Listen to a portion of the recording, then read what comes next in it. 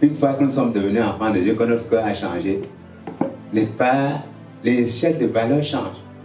Parce qu'on n'a plus l'intelligence obscurcie par le péché, comme c'est les non-croyants. Certaines choses que nous trouvions comme une gloire, nous trouvons que c'est quelque chose d'horrible, une fois que nous sommes devenus enfants de Dieu. Pourquoi? Parce que notre intelligence est renouvelée. Nous ne continuons pas avec la vie, n'est-ce pas, du vieil homme. Nous devons marcher, n'est-ce pas, avec la vie de l'homme nouveau. Un cœur changé, un cœur régénéré, mais aussi une intelligence renouvelée. J'ai dit, on peut avoir la vie de Dieu. Elle peut être petite, mais nous l'avons.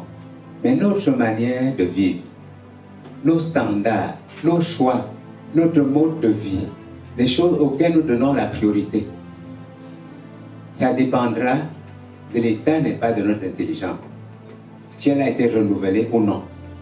On peut être enfant de Dieu et continuer à réfléchir comme le non-croyant. On peut être enfant de Dieu et continuer à agir comme le non-croyant. Donc quelqu'un qui a l'intelligence renouvelée ne fera pas les mêmes choix que la personne dont l'intelligence n'est pas renouvelée. Une autre manière de réfléchir. Parce que l'état de notre cœur a affecté, n'est pas, notre intelligence. Donc des gens peuvent avoir cru et ne pas mener la vie des gens qui ont cru.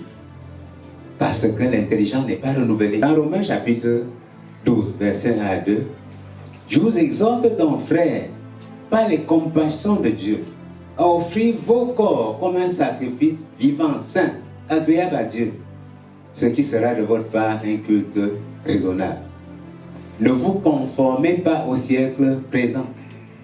Il parle à des chrétiens, à des gens nés de nouveau. Donc, malgré le fait qu'on est né de nouveau, on peut se conformer au siècle présent. Ne vous conformez pas au siècle présent, mais soyez transformés par le renouvellement de l'intelligence, afin que vous discerniez quelle est la volonté de Dieu, ce qui est bon, agréable et parfait. Beaucoup de gens seront confus dans la volonté de Dieu, simplement parce que leur intelligence n'est pas renouvelée, n'a pas été renouvelée. Donc, pour que tu discernes quelle est la volonté de Dieu, tu dois avoir une intelligence renouvelée. Et Paul dit, ne vous conformez pas. Donc, bien que on soit né de nouveau, on peut se conformer au siècle présent. Et c'est mauvais. C'est mauvais. Nous ne devons pas nous conformer au siècle présent. Nous ne devons pas marcher comme les païens. C'est dans ce texte qu'il le dit. Nous ne devons pas continuer à mener la vie du vieil homme. Nous devons nous dépouiller du vieil homme. Et pour que ça arrive, notre intelligence doit être renouvelée. Et là, nous pourrons avoir le discernement. Donc, le tout n'est pas d'avoir reçu Jésus. Le tout n'est pas de naître de nouveau. Quelle vie est-ce que nous menons? C'est important, très très important. Et ça ne vient pas juste dans un songe. Ça, c'est une décision. C'est une décision. La première chose, c'est le refus de marcher comme les païens. C'est ce que Paul a dit. La première chose, c'est le refus, et ça, c'est une décision. Le refus de marcher comme les païens. Vous ne devez plus marcher comme des païens. Tu peux accepter ou refuser. Donc le refus de marcher comme des païens, c'est une décision que nous prenons. Dans le renouvellement de l'intelligence, n'est-ce pas, il y a un processus qui nous amène au renouvellement de l'intelligence. Et la première des choses, c'est de prendre la décision de ne pas marcher comme les païens. Ça ne vient pas dans un rêve. Ça ne vient pas juste parce qu'on a prié. C'est une décision qu'il faut prendre. Ensuite, se dépouiller du vieil homme. Se dépouiller du vieil homme. Dans la première chose, décider de ne pas marcher comme les païens. La seconde, se dépouiller du vieil homme. Tu connais toutes tes mauvaises habitudes. Avant que tu aies cru. Tu les traînes avec toi. Tu connais, il y a telle chose. Et tu sais, un enfant de Dieu ne devrait pas avoir ça. L'apôtre Paul dit, à revêtir l'homme nouveau, créé selon Dieu dans une justice, une sainteté. Et une sainteté que produit la vérité.